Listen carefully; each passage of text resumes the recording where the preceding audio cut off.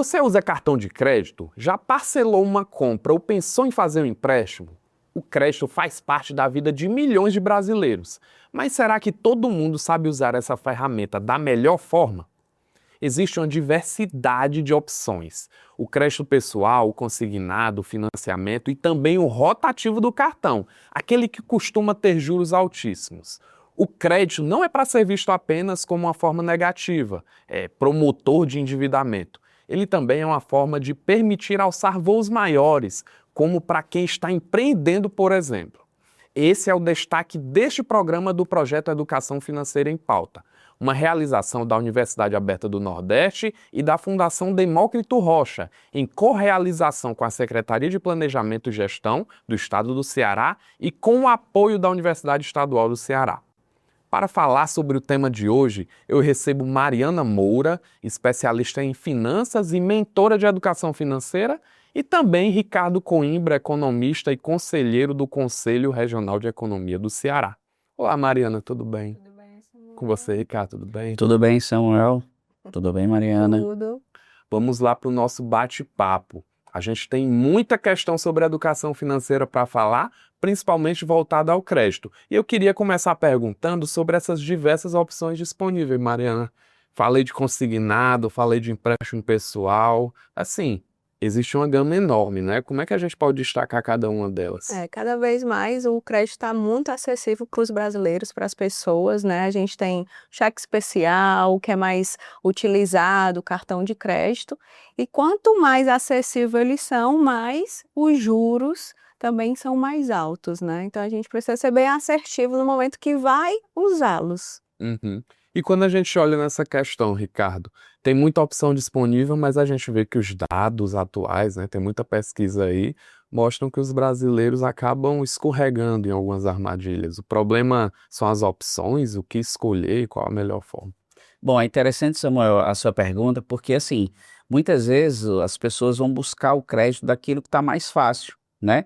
Às vezes, o próprio crédito direto ao consumidor, aquele CDC que está ali à sua disposição, mais fácil, mais cômodo de encontrar ele dentro da operação no mercado, e aí às vezes não necessariamente aquele que é mais interessante é aquele que é mais utilizado, às vezes tem uma taxa de juros mais elevada. Então o que o consumidor deve fazer sempre é observar quais são as modalidades de crédito que tem à sua disposição e também o custo efetivo total de cada operação dessa. Então, quanto é que vai custar a taxa de juros? Quanto é que vai custar a taxa de abertura de crédito? Quanto é que vai custar o imposto sobre aquela operação financeira? Então, o conjunto, né, dessas taxas ou tarifas vai determinar quanto é que custa, né, cada operação de crédito que você vai encontrar no mercado. Então, se você tem a possibilidade de ter múltiplas opções e também múltiplas possibilidades nas instituições financeiras, porque às vezes as pessoas também ficam presas a única instituição financeira. Então, se você tem a possibilidade de diversas instituições financeiras, então procure observar qual é a operação mais barata e qual é a operação que, de repente, se você tiver uma necessidade de fazer uma antecipação de quitação, qual que lhe dá também a maior redução dos juros durante aquele seu empréstimo, aquele seu financiamento. Mário, eu queria já fazer uma ponderação hipotética, para a gente já ir colocando as pessoas na situação. Vamos imaginar que a pessoa se enrolou e se endividou com o cartão, está lá no rotativo, que também é uma modalidade de crédito, né? Sim. E ela precisa trocar uma dívida mais cara por uma mais barata. Qual seriam as opções disponíveis? Pronto. Complementando a questão que o Ricardo já falou, né? A gente precisa comparar as taxas de juros. E assim, precisa ter muito cuidado para não ser uma bola de neve. Muitas vezes algumas pessoas, elas acabam fazendo um empréstimo para quitar o cartão de crédito e não consegue arcar com essa nova dívida, né? Então, assim, até antes da gente acessar o crédito, por que que estamos acessando o crédito? Qual é a necessidade que nós estamos tendo? E analisar parcela, questão de juros, se dentro do seu orçamento, na organização financeira, por isso que é muito importante ter, você vai conseguir arcar com aquele parcelamento, porque ele vai existir. Então, muitas vezes o brasileiro fica naquela, pronto, já me livrei da dívida, não tenho mais aquele do cartão, né? Por exemplo, se ele está com cartão de crédito, pegou um empréstimo e sanou, se livrou dessa, mas ele adquiriu outra. Por mais que seja um pouco mais barata, porque tem a facilidade das parcelas, ele pode ter conseguido também em outra instituição financeira uma taxa de juros melhor, mas ele precisa ser estratégico. Eu falo muito, você pode até pedir o crédito, mas você precisa ser estratégico e ver realmente dentro da sua organização, do seu planejamento, para que você consiga sanar, porque senão vai ser uma bola de neve. Essa questão de bola de neve a gente vê muito nas pesquisas, né? A maioria das pessoas devendo às instituições financeiras. E muito tem a ver com essa questão de pegar uma dívida com um custo de juros muito alto, né? Esse rotativo do cartão, o cheque especial também é um grande vilão, né, professor? Com certeza, viu, Samuel? Então, quando você falou aí, né, das múltiplas opções e também de repente você encontrar uma nova alternativa daquela dívida já existente, é interessante a gente observar alguns fatos, né? Periodicamente a gente tem aqueles programas de renegociação de dívida, que é extremamente a gente observar esses períodos, que muitas vezes você tem uma redução significativa de multas e juros. E tem uma outra coisa que muita gente não sabe, Samuel, é a chamada portabilidade do crédito.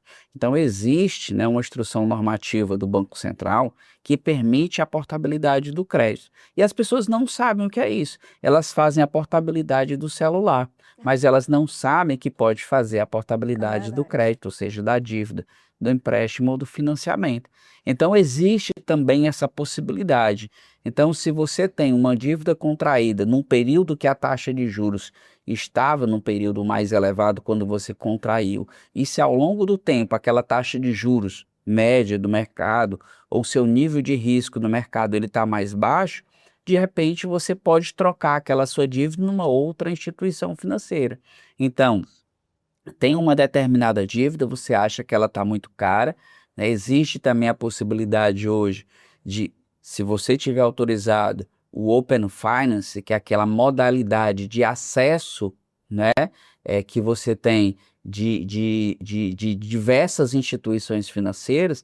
Então você solicita uma proposta de portabilidade do crédito, de repente você vai receber 2, 3, 4 propostas de mudança daquela sua dívida. Então quando você faz isso, essa movimentação de dizer, eu acho que a minha dívida está muito cara e aí eu quero agora solicitar para as outras instituições financeiras essa possibilidade de trocar quem eu estou devendo, de repente você consegue taxas de juros menores dentro daquele prazo. Então, existe essa possibilidade, né?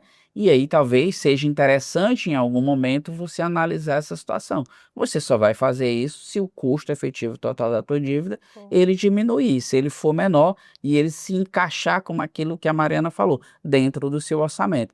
Que às vezes as pessoas vão fazer uma renegociação de dívida e às vezes não, eu vou fazer renegociação de dívida aqui, mas ela não observa se aquela nova renegociação de dívida, aquelas parcelas vão encaixar dentro do orçamento dela. Aí às vezes ela negocia 2, 3 meses depois ela não consegue pagar e aí ela volta a ficar novamente inadimplente. Então é interessante fazer o processo de negociação, mas sempre tentando observar também a capacidade de pagamento. Essa questão de gerir o orçamento é importante, né? Até para não cair num Super. ciclo vicioso, né? Isso. E assim, o que eu percebo muito é que, tipo, por que que muitas pessoas caem, né, nas certas armadilhas, né? Falam que não pode confiar muito no gerente de banco e tudo. Isso mexe muito com a questão da ansiedade da pessoa. Além da questão do conhecimento, que é o que a gente está oferecendo aqui, né, para as pessoas, mas tem muita questão da ansiedade, do precisa resolver logo de imediato, não para e não observa todos esses pontos, como o Ricardo explanou. E é super importante manter a calma, procurar, pesquisar. A gente está com tanto acesso hoje em dia, né? Então a gente consultar, enfim, para realmente pensar e ser estratégico. Essa questão de ansiedade, dívida mexe com a saúde mental das pessoas, né? Total, total. Se Verdade. você não tem saúde financeira, você não tem saúde mental. É isso. Vamos para um segundo ponto, que eu queria explorar mais essa questão. As dívidas com cartão de crédito, elas são verdadeiras vilãs e bichos de sete cabeças mesmo para muitas pessoas. Por que que essa relação do brasileiro com o cartão de crédito é tão ruim, hein, Mari? Eita, tem muito relação também à cultura, à educação, a falta da educação financeira, né? A gente não aprende isso nas escolas. Eu brinco que a gente passa a vida toda estudando para ser gente, para ter dinheiro, para trabalhar e ter dinheiro, mas não para lidar com o dinheiro. Né? Então, desde você lembrar quando você teve seu primeiro salário, por exemplo, como é que foi? Como você utilizou? Né? Então, a gente não é ensinado a separar o que a gente ganha, pelo menos 20% para uma reserva, né? Porque diante de um imprevisto, se você precisa, por que que você precisa de um crédito, né? Muitas vezes as pessoas é para sanar gastos superiores ao que ela ganha, Uhum. né? E assim, Ricardo, tem um ponto interessante. Muita gente acha que o limite do cartão faz parte da sua renda. Esse é um problema grande, né? É assim, porque toda vida que você utiliza dinheiro de terceiros, do banco, aquele dinheiro não é seu, é um limite de utilização que você pode utilizar do recurso da instituição financeira, do banco. Mas sempre você tem que ter uma ideia de que aquele dinheiro não é seu. Se ele não é seu, você vai ter que pagar para utilizar. E esse pagar pela utilizar é os juros, né? E aqui no Brasil, né, os juros é muito elevado, e principalmente o rotativo do cartão de crédito.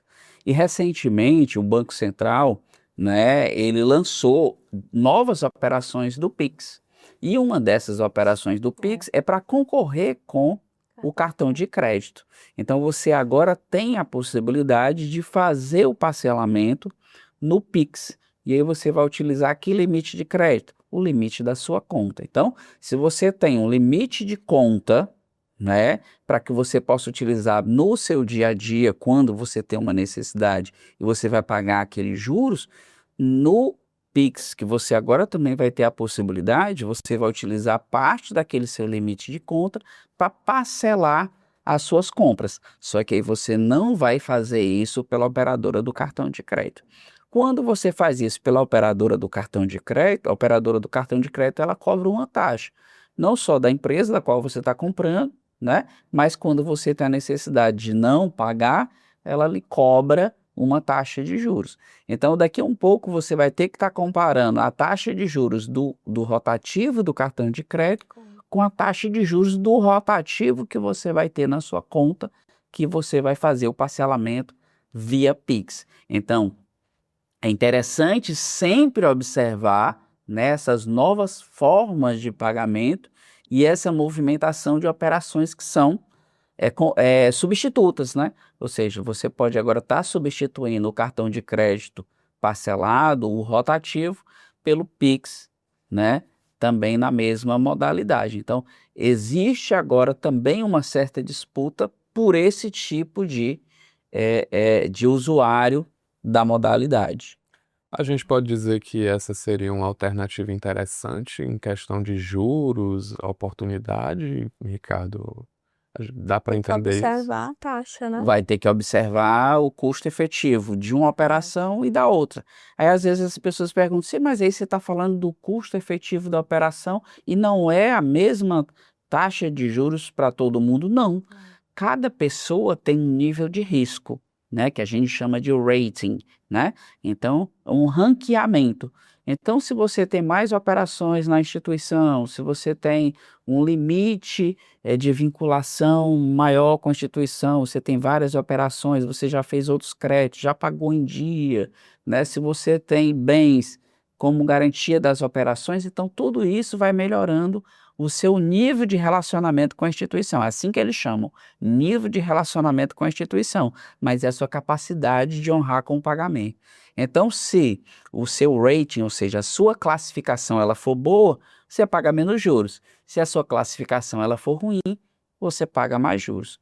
É interessante, viu, Samuel, que no site do Banco Central tem uma parte lá que você clica lá, taxa de juros das instituições financeiras e das operações. Aí você clica lá, ele dá sempre com um delay assim de uma semana. Você clica por operação e ele diz quanto é que, em média, cada instituição cobra. Então, se você quer observar quanto é que o banco X cobra, quanto é que o banco Y cobra, para cada tipo de operação, você tem lá uma taxa média. Não significa dizer que é a sua taxa, é a taxa média. A sua taxa vai ser determinada por esse conjunto de relacionamento que você tem com cada instituição. Então, existe também a possibilidade de você conseguir taxas menores, taxas melhores, com a sua classificação e também pesquisando quais são as instituições que têm taxas menores em cada tipo de operação. O banco quer saber de tudo, né? A gente conhece essa questão da pontuação do rating como o score, né? Né? No Serasa é Me chamado conta aí score. sobre essa questão do score, né? O quão importante é para o cidadão, para as pessoas terem uma pontuação legal, terem um score legal, o quanto isso influencia no crédito. É muito semelhante, é só uma nomenclatura um pouco diferente. O score também ele é mensurado pelo Serasa, certo? Então, se você paga as contas em dia, como é que está o seu histórico? E geralmente os bancos, quando você é novo em um banco, eles esperam uns 3 meses, né, para analisar como é que está o seu fluxo, tanto de entrada quanto de saídas, para ele começar a ganhar essa confiança.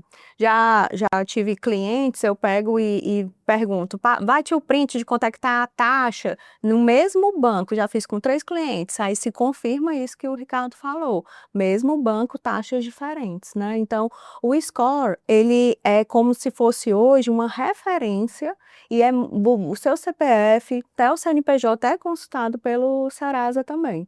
E a gente sabe que de alguma forma existe aquele compartilhamento de dados, né, em relação aos bancos também, né? Eles acabam sabendo, tem gente que fala, né, a dívida caduca, se cancela e tudo, mas você tem aquela lista lá que eles realmente conferem, a Mariana já foi, já em algum momento teve alguma dívida e tudo, mas também ela quitou. Então, eles têm acesso a tudo isso. Então, quanto mais em dia você fica, mais o seu score também vai aumentando.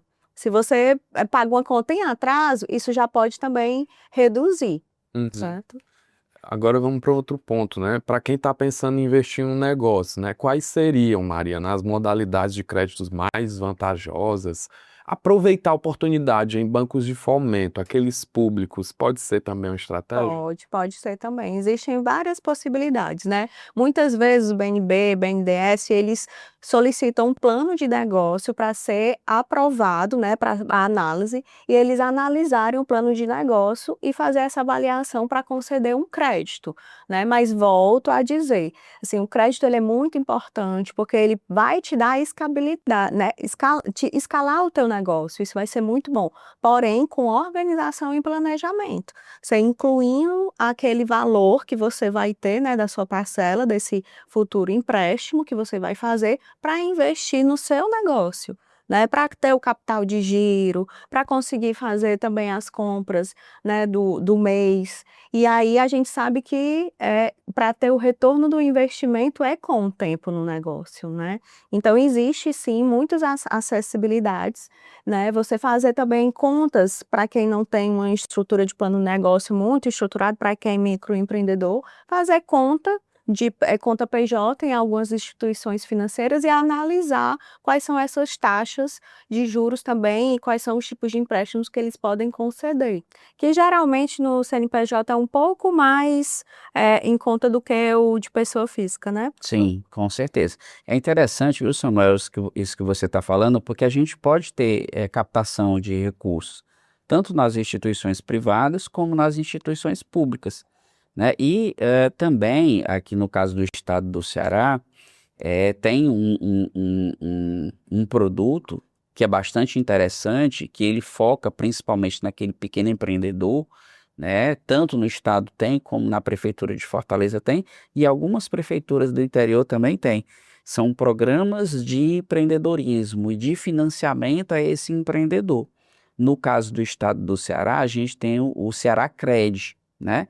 E é muito interessante porque, dependendo da faixa, você consegue um determinado nível de recurso sem taxa de juros. Então você tem a possibilidade de captar uma linha de crédito para abrir um negócio, né, ou às vezes para financiar o giro de algum negócio, com um prazo para pagamento e sem taxa de juros. Então, que as pessoas que estão assistindo a gente agora, de repente pesquisar, né, no seu município, sei lá, se é em Fortaleza ou se é em outro município, se a Secretaria de Desenvolvimento Econômico do município tem um programa desse, né? E no caso aqui do estado do Ceará, né, o Ceará-Crédito é vinculado aí à Agência de Desenvolvimento Econômico. Então, já foi lançado há algum tempo e existe um período para que você faça essa captação, né, e um volume de recursos anuais para esse tipo de operação. Então, é interessante sempre que possível, né, observar se as secretarias de desenvolvimento econômico do seu estado, né, que a gente sabe que aqui passa também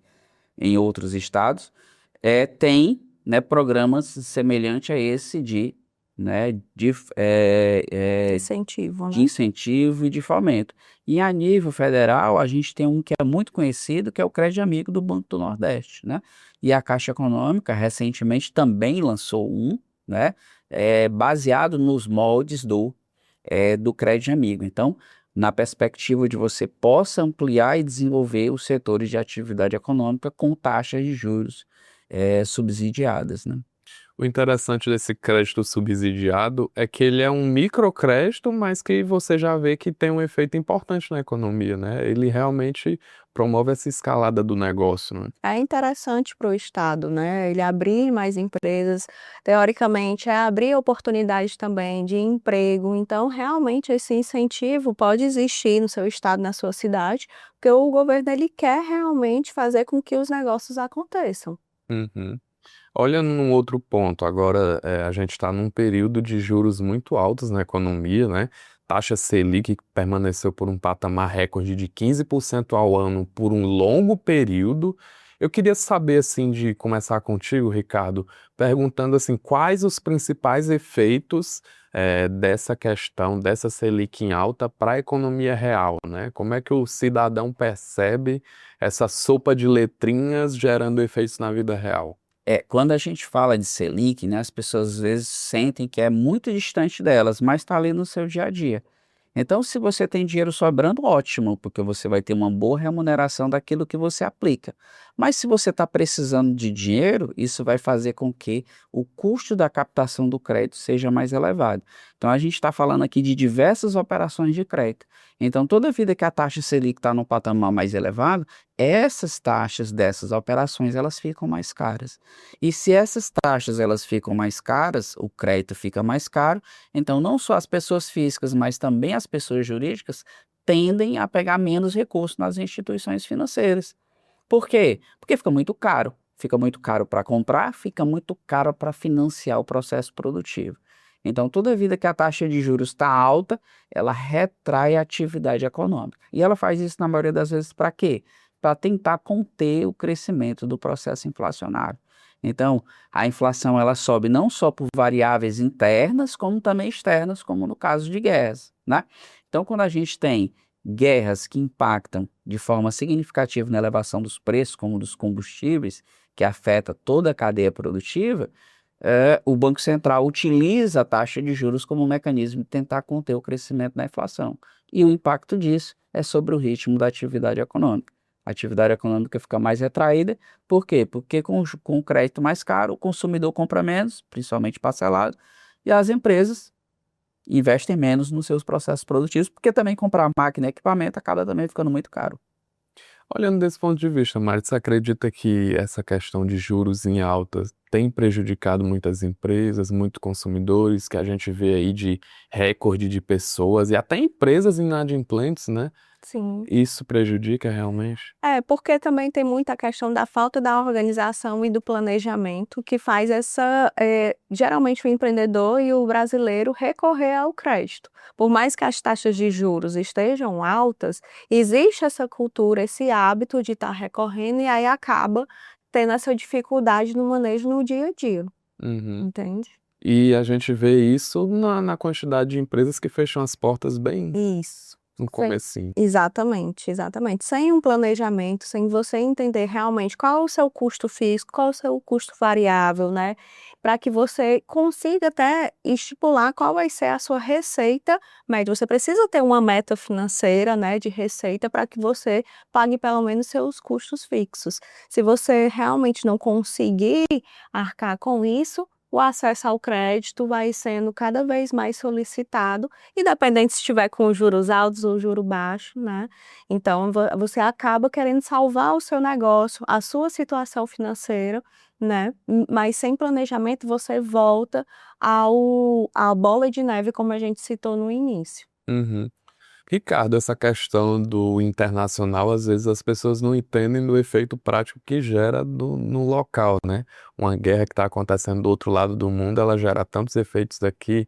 Isso faz parte da economia também, né? E afeta a Selic. Faz sim, porque se você tem uma elevação significativa do preço do combustível, né, e a gente vem acompanhando isso de forma mais recente, aí o preço, no caso do barril de petróleo, saiu no patamar ali entre 60 e 70, né, e está aí girando em torno de 100, 110, né, então, e isso faz com que o custo logístico do processo produtivo suba de forma significativa, e isso acaba repassando o preço final para o consumidor. Isso fazendo com que fique mais caro, o juros permanece mais elevado, né? E isso daí acaba dificultando, né, o dia a dia dos indivíduos, fazendo com que o crédito fique mais caro, retraindo a atividade econômica e aquilo que você falou, elevando, né, o índice de endividamento e o índice de inadimplência. Tanto que todo esse cenário já está gerando, né, novos estudos no Ministério da Fazenda, né, o novo ministro aí, o Dário Duriga, né, já está, né, estudando com a sua equipe a possibilidade de lançar um novo desenrola, né, seja para a pessoa física como para a pessoa jurídica, para tentar diminuir esse índice, não só de endividamento, como de inadimplência. Porque os dados, né, que estão se mostrando estão de crescimento mais significativo ao longo aí dos próximos meses desse comprometimento de renda e de endividamento. Então, se isso ocorrer, se esse cenário se efetivar, existe a necessidade de uma reorganização, né? E muitas vezes essa reorganização precisa de uma estruturação de um novo programa, de um novo projeto, né? Capitaneado aí pelo Ministério da Fazenda e pelo Banco Central para tentar ajudar a reorganizar as finanças, né, das pessoas. Mário, quão importante é aproveitar essas oportunidades que até o Ricardo está falando, mais um desenrola, anualmente ou periodicamente a gente também tem outras promoções nesse sentido, o quanto as pessoas devem estar atentas a essas oportunidades para conseguir se regularizar. Eu indico muito seguir o feirão do Serasa. O Serasa é um dos pontos que sai mais feirões de negociações e tudo. A questão do desenrola é um programa, né? Só que ele é limitado a até 2 salários mínimos. Então, eles estão estudando essa expansão porque ainda não está sendo suficiente. Tá? Então, o desenrola ele tem para baixa renda a negociação dessas dívidas com percentuais de desconto altíssimos, né? Então, para quem tem aquela ansiedade, meu Deus, eu estou com aquela dívida, tenho que parcelar, algo do tipo, espera, respira, porque muitas vezes a gente precisa respirar, e existem sim essas oportunidades, e até planejar a quitação dessas dívidas, né, com essas oportunidades. Então, ficar atento, porque vale muito a pena. E aí, claro, né, se priorizar pagar à vista é melhor ainda, porque realmente chega até 80%. Já tive também clientes aproveitando essas oportunidades, né, que não são com dívidas recentes, também vale ressaltar, geralmente são dívidas que já estão há algum tempo aí, né, não sendo pagas, vencidas. E aí tem essas oportunidades, né? Porque os bancos eles já classificam como uma perda, né? Então eles querem conseguir ao máximo o que essa pessoa pode pagar com essa dívida, então fica bom para ambos os lados. Uhum. A gente já vai caminhando para o final, mas eu queria mencionar contigo, Ricardo, uma questão de trend. Ah, não consegui pagar a parcela do cartão, aí o tal carinha lá do vídeo dizia, não pague mais não. Espera chegar no fim do ano que vai vir algum desenrola da vida. É isso mesmo, as pessoas, em vez de se enrolarem numa bola de neve, deixa rolar e procura só depois? O ideal é fazer sempre que possível, porque às vezes você deixa para depois e às vezes você vai acumulando novas dívidas, você vai perdendo efetivamente o controle. Então, é ser sempre proativo, né? Mas também deve aproveitar esses momentos de redução significativa. Então, se você tem a possibilidade de reduzir multas e juros, faça, mas se não, seja proativo no processo de negociação. Toda vida que você busca negociar, você sempre consegue ter uma boa redução, independente do momento. Então, é consumir aquilo que for efetivo e necessário para evitar o endividamento. E quando ele ocorre, buscar ser proativo no processo de negociação. Já vamos para o final do programa e eu agradeço o professor Ricardo Coimbra, do Conselho Regional de Economia do Ceará, e a Mariana Moura, especialista em finanças e mentora em educação financeira. Deu para perceber que, no fim das contas, usar crédito com inteligência é uma questão de educação financeira. Compreender como funcionam os juros, planejar os gastos e fazer escolhas conscientes são passos essenciais para evitar o endividamento exagerado. O crédito pode ser um vilão, mas também um grande aliado. Tudo vai depender de como você usa. A nossa jornada rumo às finanças sustentáveis continua. Nos próximos programas ainda vamos trazer dicas sobre investimentos e alertas contra golpes financeiros em tempos de inteligência artificial. Você não pode perder, viu? Até lá!